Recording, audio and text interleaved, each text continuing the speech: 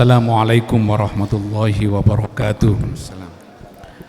Bismillah, alhamdulillah, wassalamu ala rasulillah Muhammad ibn Abdillah wa ala alihi wa sahbihi ala amma ba'd. Mulai kemarin habis duhur sampai tadi jam 12, Komisi Basul Masail Maudhu'iyah mencoba menjawab 3 masail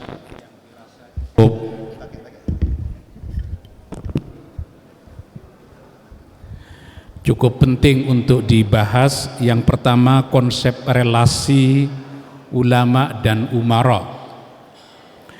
Kita tahu bahwa pada zaman dahulu yang disebut dengan ulama dan umara itu selalu entitasnya adalah tunggal. Nabi sendiri ya ulama ya umara. Abu Bakar As-Siddiq, Umar bin Khattab, Uthman bin Affan, Ali bin Abi Thalib, ulama ya umara. Rais Am PBNU sekaligus presiden. Tapi ketika masuk ke dalam fase setelahnya, kita akan menghadapi kenyataan yang menjadi kepala negara, yang menjadi umara tidak selalu ulama, walaupun tidak jarang ulama juga menjadi umara. Karena itu bagaimana sebenarnya pandangan ideal dalam kacamata Islam menyangkut relasi ulama dan umara itu? Al-Ghazali menyatakan bahwa ulama dan umara itu tak terpisahkan. Wal mulk wad dinu tau'aman. Pemerintahan, kekuasaan dan agama itu dua saudara kembar. Fad-dinu aslun was sultanu harisun wa ma la aslalahu famahdumun wa ma la harisalahu fadha'i'un. Tak terpisahkan. Bagaimana sikap ideal umara menghadapi ulama? Yang pertama, musyawaratu ulama iddin litahqiqil adalah.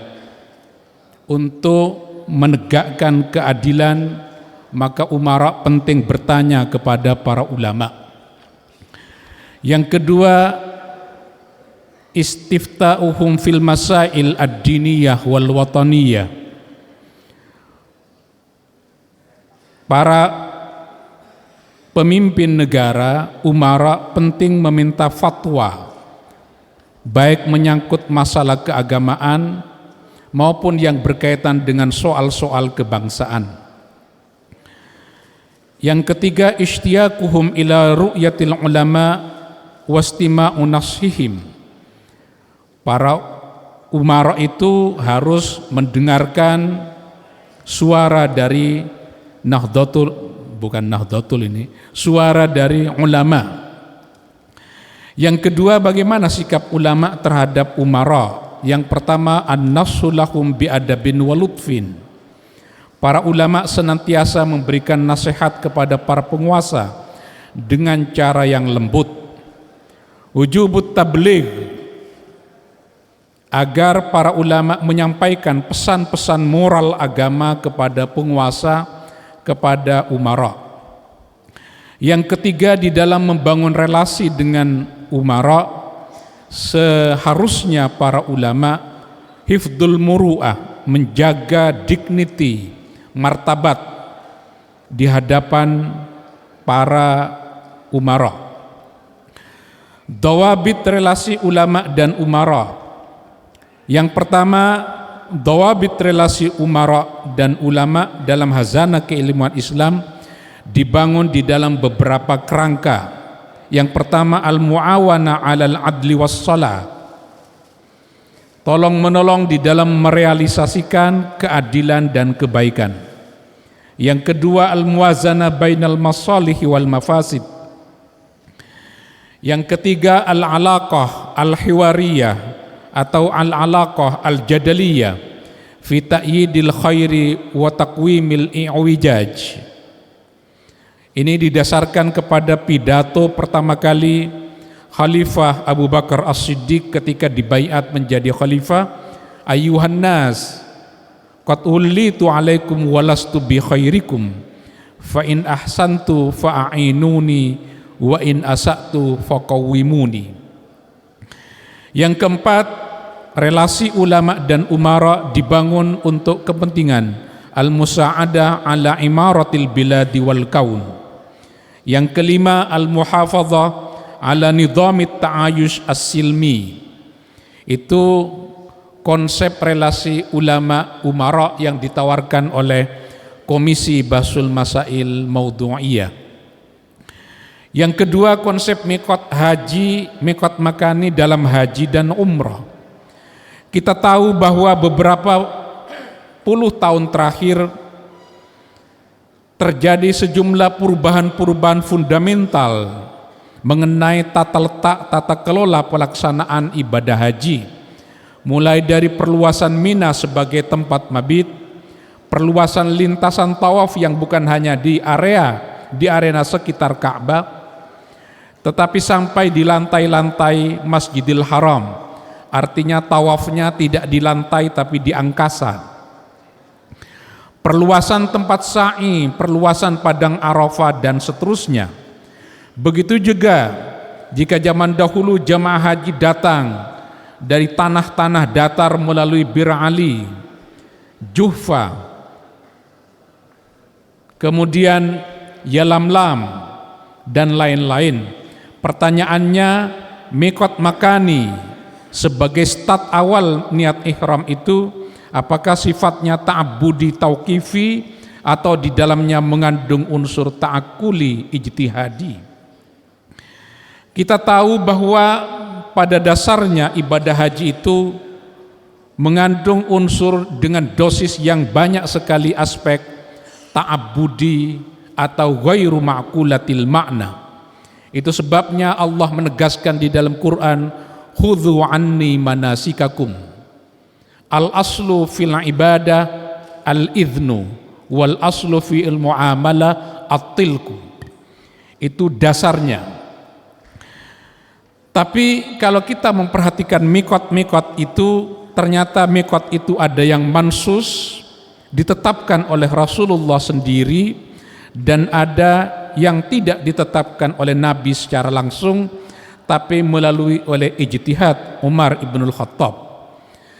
Hadis menegaskan bahwa Dzulkhulaifah adalah mikot bagi penduduk Madinah yang disebut dengan Bir Ali, Juhfa bagi penduduk Syam, Qarnul Manazil untuk penduduk Najd, Yalamlam untuk penduduk Yaman. Bahkan sebagian ulama meragukan Yalamlam sebagai mikot yang ditetapkan oleh Rasulullah, sebab ada riwayat lain dari Sayyidina Abdullah bin Umar yang menyatakan redaksi bunyi teks yang berbeda. Jika diperhatikan mikot itu seluruhnya, baik yang ditetapkan oleh Nabi dan nanti akan ditetapkan oleh Sayyidina Umar ibnul Khattab, Rasulullah belum menetapkan mikot makani untuk ahli masyrik dan juga ahli daerah penaklukan baru, yaitu Basrah dan Kufah, yang kemudian ditetapkan oleh Sayyidina Umar ibnul Khattab, yaitu Dzatu Irkin, dijadikan sebagai mikot baru untuk orang-orang yang berasal dari kawasan timur. Dari sini ulama memperluas beberapa. Kemudian kalau kita perhatikan satu mikot yaitu Yalamlam menurut pendapat yang asah adalah mansus dari Rasulullah, dan satu mikot lagi yaitu Dzatu Irkin merupakan menurut pendapat Imamul Haramain adalah hasil ijtihad Sayyidina Umar ibnul Khattab. Dari sini ulama memperluas beberapa mikot bagi jamaah haji yang belum memiliki mikot yang mansus untuk berihram dari tempat yang muhadza, yang sejajar. Dijelaskan apa yang dimaksud dengan muhadza tadi itu. Lalu dikutipkan satu pandangan dari Imam Nawawi, wa man salakal bahra aw tariqan laisa fihi syai'un minal mawaqitil khamsah ahrama idza hadza aqraba ilal mawaqiti ilaihi fa illam yuhadhi syai'an ahram ala marhalataini min Makkah, dan seterusnya. Berdasarkan pandangan ini, maka Komisi Nahdlatul Ulama berpendapat bahwa penetapan miqat makani mengandung unsur ijtihadi ta'akkuli. Yang ketiga, konsep i'anah 'alal ma'siyah. Kita tahu bahwa negara modern, negara bangsa Indonesia seperti yang kita saksikan sejak dulu, bukanlah negara yang dihuni oleh satu komunitas tunggal, hanya umat Islam saja, tapi juga dihuni oleh umat agama lain dengan keanekaragaman profesi, pekerjaan, dan begitu seterusnya. Karena itu di bidang sosial ekonomi bisa saja orang muslim dan non-muslim bekerja sama. Di bidang budaya agama, orang Islam, non-muslim saling bekerja sama menjaga rumah ibadah masing-masing, dan seterusnya. Di bidang politik juga demikian. Pertanyaannya, apakah realita yang menyangkut relasi umat Islam dan umat agama lain yang mungkin di dalamnya mengandung unsur kemaksiatan, apakah bisa dinilai sebagai i'anah 'alal ma'siyah atau tidak? Dan apa yang dimaksud dengan i'anah 'alal ma'siyah itu? Komisi Bahsul Masail dengan merujuk kepada sejumlah kitab-kitab yang mu'tabarah menetapkan bahwa i'anah 'alal ma'siyah kullu tasarrufin yufdi ila ma'siyah. Segala tindakan, baik perkataan, perbuatan yang mengantarkan kepada kemaksiatan adalah i'anah 'alal ma'siyah. Kecuali pandangan yang dikemukakan oleh Imam Abu Hanifah bahwa i'anah 'alal ma'siyah adalah tindakan mu'in yang secara langsung mengantarkan kepada kemaksiatan. Hal ini hanya terwujud jika disertai dengan niat membantu kemaksiatan atau memperjelas terjadinya kemaksiatan, atau kemaksiatan itu pasti terjadi dengan perantara tindakan mu'in. Definisi Abu Hanifah ini mengandung beberapa unsur di mana suatu tindakan dapat disebut i'anah 'alal ma'siyah jika di dalamnya tindakan yang maqamatil ma'siyah bi'ainihi. Ini agak susah diterjemah. Yang kedua, disertai niat membantu atau memperjelas kemaksiatan atau memastikan terjadinya kemaksiatan. Makanya kita penting mengelaborasi secara rinci yang disebut dengan rukun i'anah 'alal ma'siyah.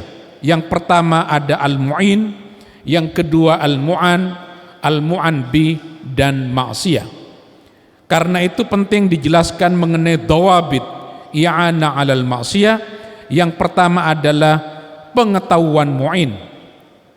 Yang kedua, kemaksiatan itu sendiri. Apa yang dimaksud dengan kemaksiatan itu? Muncul di dalam sidang komisi, kemaksiatan itu ada yang disepakati sebagai sebuah kemaksiatan, ada kemaksiatan yang diperselisihkan sebagai sebuah kemaksiatan. Yang ketiga, melakukan i'anah 'alal ma'siyah dengan pertimbangan maslahah. Yang dimaksud dengan dhabit kemaslahatan adalah i'anah 'alal ma'siyah bisa saja dibolehkan jika di dalamnya bisa mendatangkan kemaslahatan yang mengungguli kemafsadatan dari maksiat yang didatangkan. Ini didasarkan kepada pandangan yang dikemukakan oleh Izzuddin Ibnu Abdissalam, walakin qad yajuzul i'anah 'alal ma'siyah la likauniha ma'siyah bal likauniha wasilatan ila tahsilil maslahah ar-rajihah. Jadi maslahah yang rajihah. Yang keempat, jika mu'in adalah negara, karena bisa yang membantu kemaksiatan itu adalah basisnya individu, bisa juga syakhsiyah i'tibariyah dalam bentuk korporat, baik yang kecil ataupun yang besar dalam bentuk negara. Pertanyaannya, bagaimana jika yang menjadi mu'in itu adalah negara? Kita tahu jika mu'in adalah negara, sebagai bentuk perlindungan terhadap kebebasan menjalankan ibadah umat beragama sesuai kewenangan dan tugas yang diberikan undang-undang dan sesuai aturan-aturan yang berlaku, maka tidak dihukumi haram. Sesuai keputusan Munas Alim Ulama NU 2019 bahwa produk perundang-undangan yang dihasilkan melalui proses politik modern adalah bentuk kesepakatan seluruh anak bangsa. Hal ini disamakan dengan konsekuensi dari kesepakatan dhimma, aqdud dhimma dalam konteks negara Islam. Kesepakatan dhimma tidak diasumsikan sebagai i'ana 'alal maksiyah, meskipun warga non-muslim kemudian menjalankan ibadah sesuai ajaran agama mereka. Karena itu keyakinan dan tempat ibadah mereka, meskipun itu maksiat dalam kacamata muslim, tetapi tetap harus dilindungi oleh negara, dan itu bagian dari agenda-agenda imaratul bilad. Saya kira itu. Terima kasih. Wallahul muwaffiq ila aqwamit thoriq. Wassalamualaikum warahmatullahi wabarakatuh.